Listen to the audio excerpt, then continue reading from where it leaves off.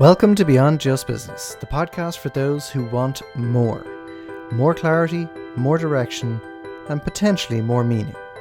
We explore the thinking behind success, the habits that shape performance, and the questions that go deeper than profit margins. If you're ready to challenge the obvious and rethink the way life and business work, you are absolutely in the right place.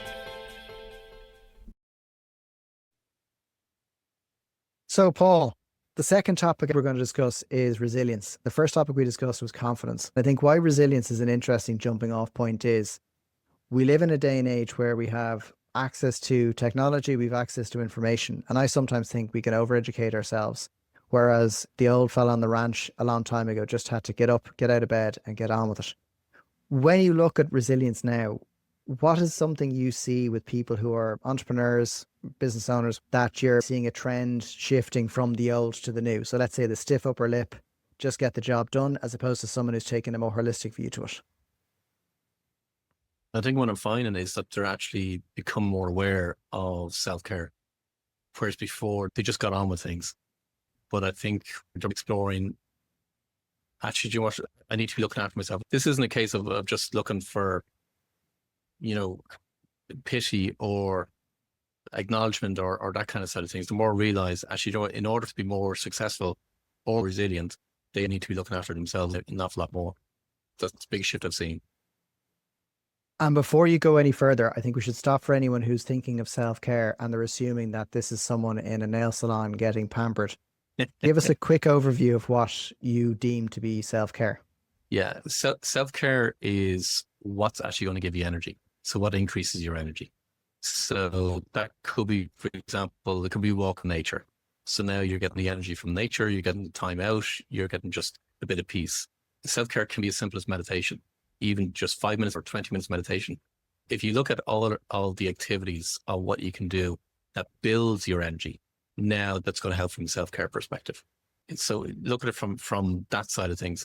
It's not about the clothes that you wear. It's not about going to a therapy session. It's more around what is it that really gives you a bit of space, a bit of time out.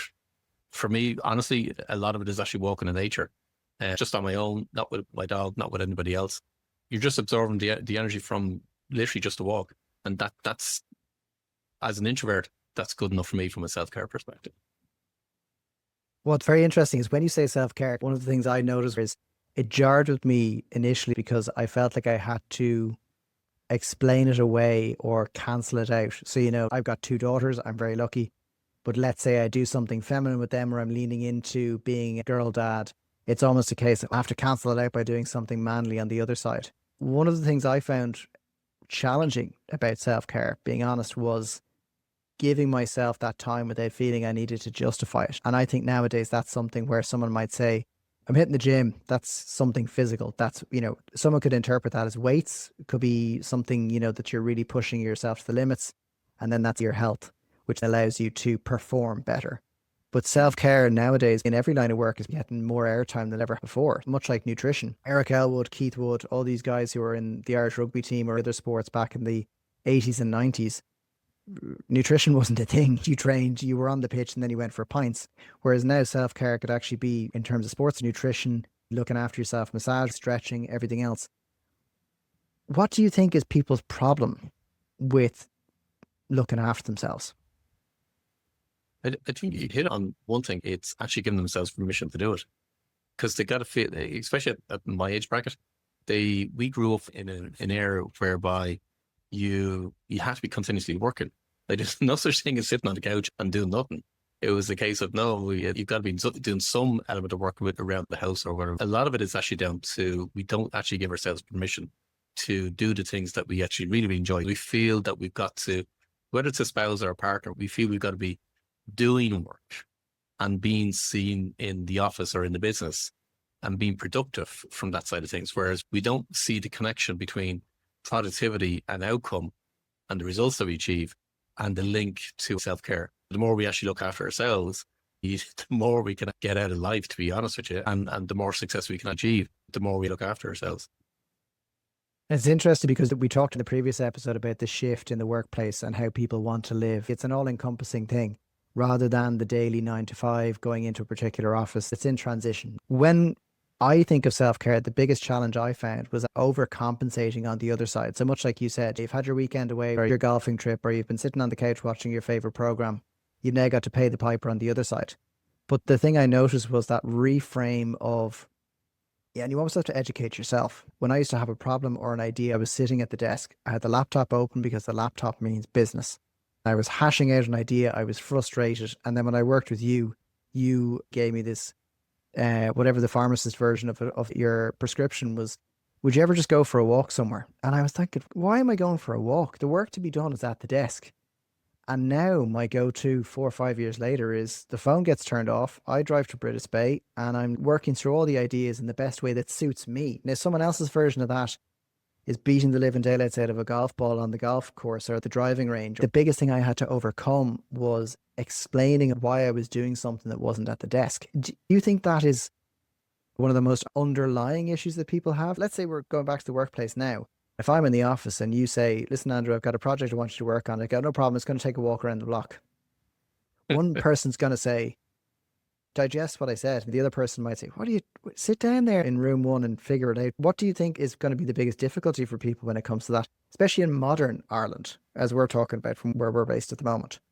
I think this still goes on. I think people still believe, well, I got to be at the desk, both from an employer point of view, but also from an employee point of view.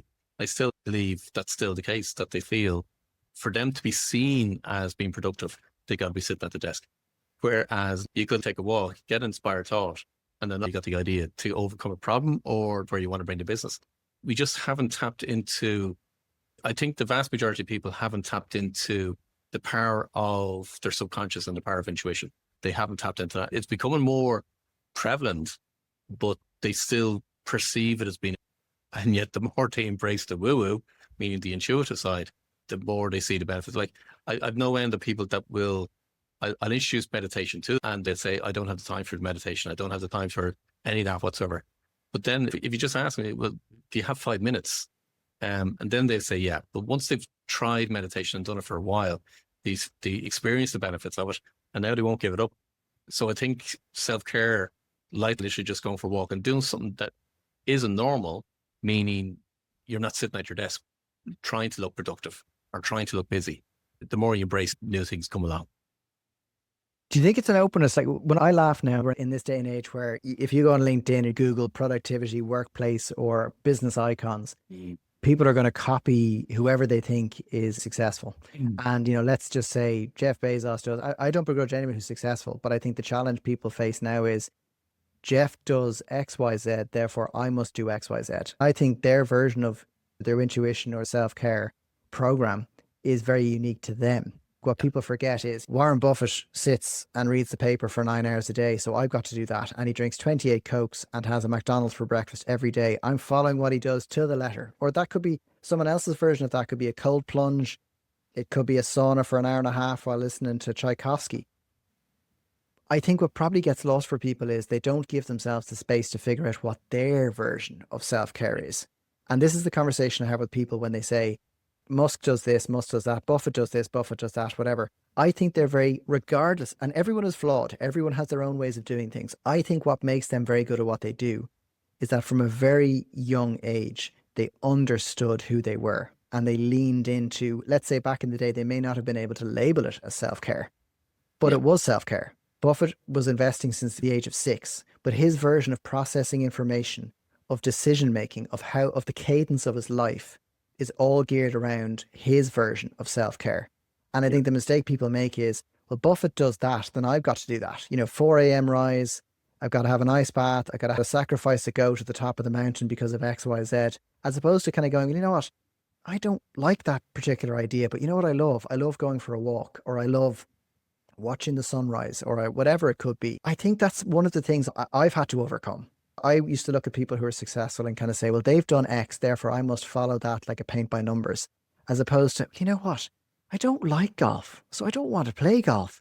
I like squash, so maybe I'll play squash. Rather than trying to shove a square peg in a round hole, I'm kind of going, well, squash is my thing. If I meet Paul or John and they don't like squash, fantastic. Do your version of it. When I think of resilience now, that's the biggest lesson I've learned. When I was younger, I thought by the age of 40, I would have it licked. I knew who I was. I knew what I was about. And the more I've gotten to know myself, the more I realize I haven't a clue, but I realize loads of people don't. What was your biggest revelation when it came to what self-care meant and the role it plays in your life and resilience? Because obviously there's a number of puzzle pieces that come together, but what was it for you that really came to the fore? I think you just got to figure out what actually works for you. It's as simple as that. It's not trying to copy what somebody else is doing. I've seen so many people over the years doing the morning routine, and the morning routine could be getting up at journaling for an hour, meditation for another hour, exercising for another hour, and so on. Just to do what's going to work for you. Find out what's going to work for you. I remember distinctly going back to age 30. That whole year was a massive transformation for me. One of the things that happened during that year was I made a decision not to follow anybody else. I just made a decision. I'm just going to do what I want to do. Firm decisions rather than do what my parents wanted me to do or my employer wanted me to do or friends or colleagues. I was going to go after what it is that I wanted out of life or what I wanted to do. And that was the door opener for me. I just made a decision that this is what I want. So I start with, what do I want? And a lot of people can't actually answer that question because they've never really considered or thought about it. And so you've just asked the question, what is it that you want? A lot of people find difficulty in answering that question. And that's where I find it very interesting that when you think of resilience and you think of someone who's big and strong and tough and has that great balance of the emotional quality, but also someone who's very strong, maybe interpersonally. But when I think of resilience, I actually think of young kids. I see it now. My 4-year-old knows the meaning of life. If you ask them what they want, and if she wants sweets, she's going to say sweets. She's not going to pretend and say, mentally, I'd absolutely love a bag of sweets, and then she toes the line, as in, I'll have some broccoli, thank you. But at what point in our lives does it suddenly go from, isn't that adorable? She thinks for herself, she's a strong personality, or he's a strong personality, to, well, that was cute for that period of time, but now everyone's doing this. We're all, and I think recently it was in the news today about school absenteeism. And that's something that I find quite challenging because I think that's another example of, you've got parents raising their children. And I'm not saying that maybe people in disadvantaged areas are going through challenges, but that resilience piece may form a role in what people do. And then they deny themselves because that's not what everyone else does. Is there an inflection point for people where they go from being a child to a teenager and then suddenly they have to toe the line? When you're younger, you're free. And then someone says, okay, you've had your fun. Now sit up straight and do what everyone else is doing. And then it gets trained out of you where they don't wake up and stretch in the morning like a 3 or 4-year-old does. They don't get lost in a daydream and they do what they're meant to do. Do you ever see that? I wonder what age that happens at. And that's something that fascinates me. I don't know the honest answer as regards what age it transfers over, but I do know the vast majority of people just follow what everybody else does or what their parents do or what they're being told to do, whether it be from their schooling, their employment, or whatever it be. I think they just follow through as regards, well, this is what I'm supposed to do, but they never actually stand back and say, actually, no, what is it that I want to do? And a lot of that is can be down to fear, can be down to what other people might think, which is the great question that holds an awful lot of people back. But they just don't make the firm decision in their own mind as regards going after what it is that they do want. And that for me is actually one of the hardest things to actually observe. I've seen so many people over the years whereby they just won't make the decision. I'll correct that.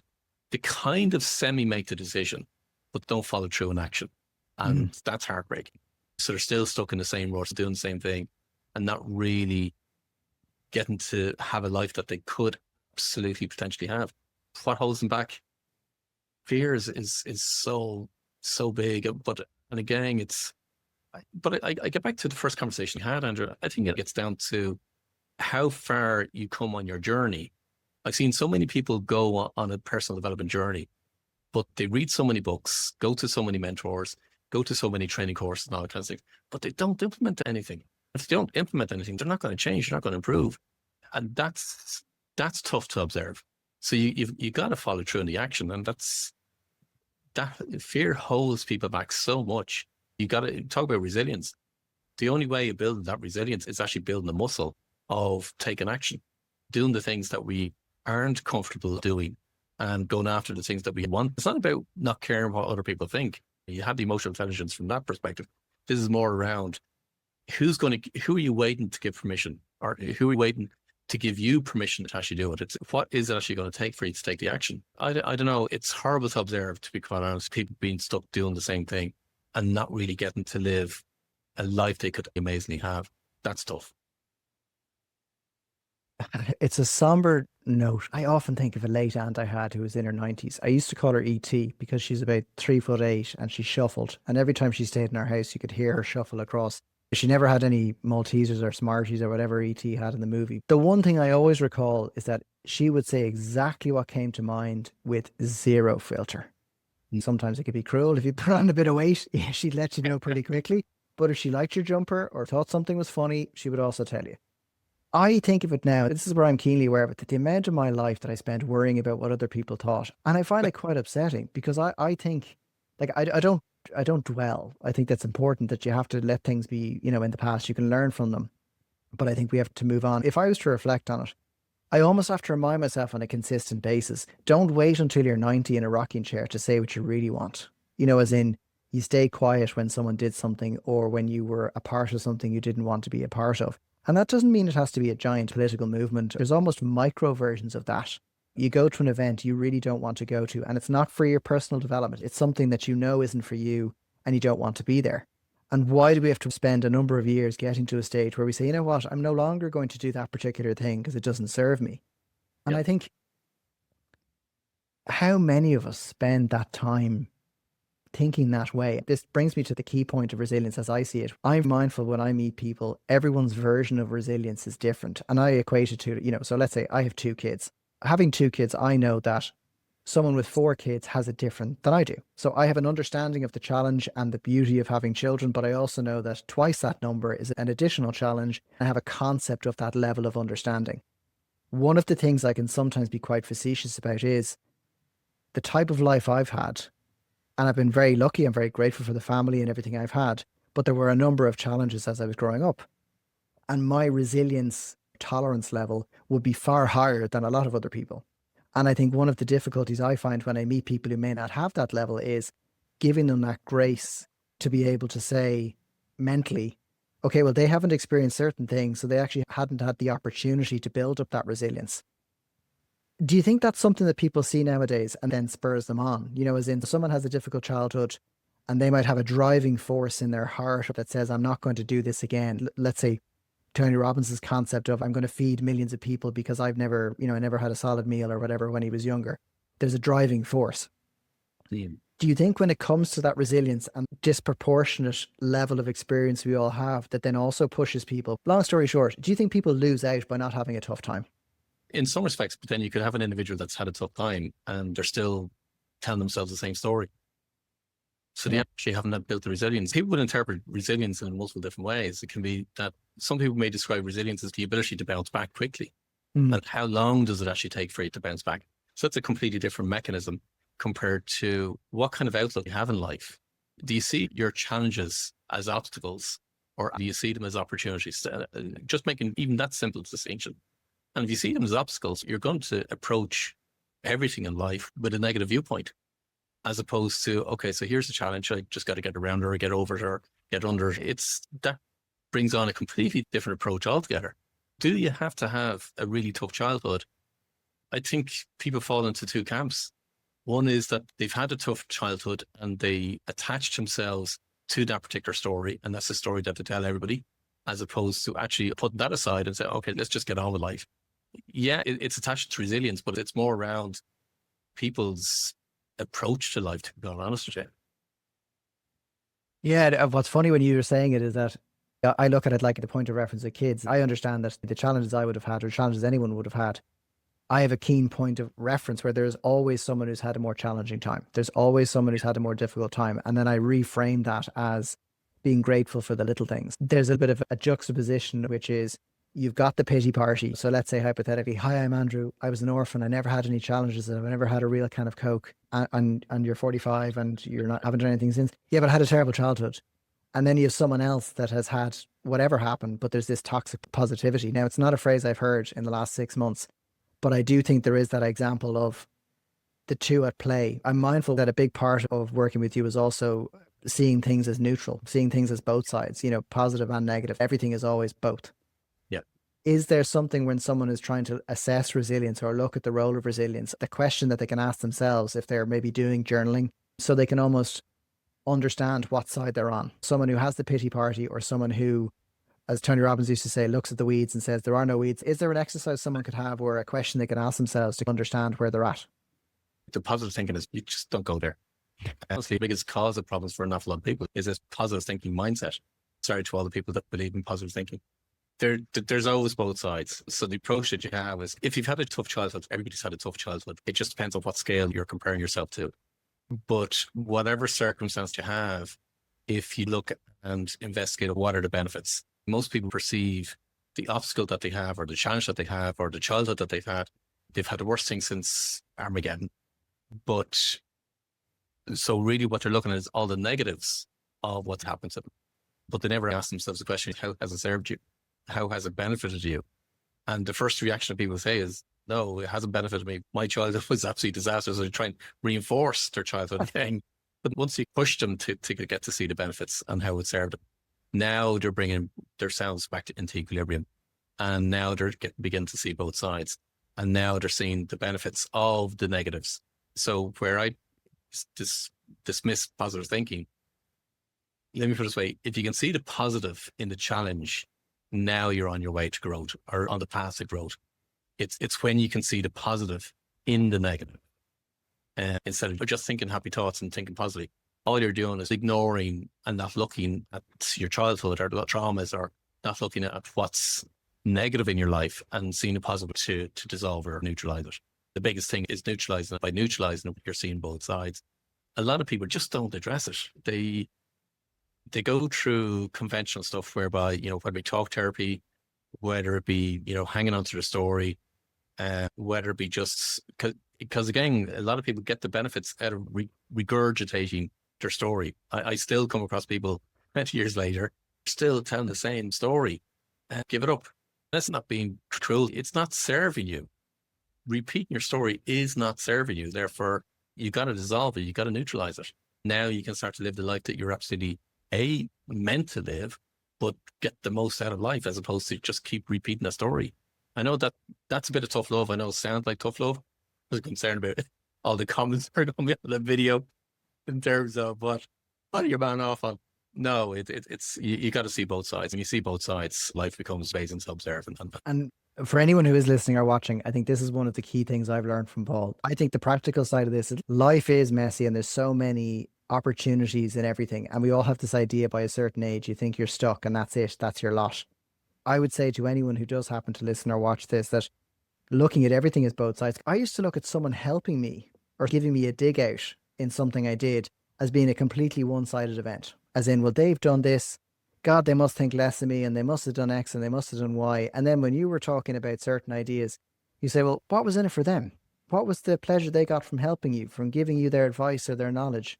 There's everything I look at in life from that point of view. I've built my entire business on that emotional intelligence and understanding of what it is people want, and to look at the things that they're not telling me. Had I not had the childhood I had, I was incredibly lucky. I'm not pretending I wasn't, but I'm looking at it from the point of view of anyone who's listening to this that had a certain experience in whatever way, whether they were younger, teenager, or adult.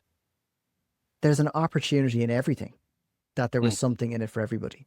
So someone at the side of the road and you give them a fiver, it's not just you giving them €5. When you said this, it's like, what was in it for them? What was in it for you? Like, how did it make you feel? There's always this way to create that equal part where you see both sides of it. And I think people probably don't think to look at both sides. What came from it? You were late for the meeting, but if you were on time, what would have happened? And I think it's important, if I was to give anyone a little exercise at the end of this particular episode, it would be sit down, pick something and write down a for and against column or a both sides column and say what was good about it, what was bad.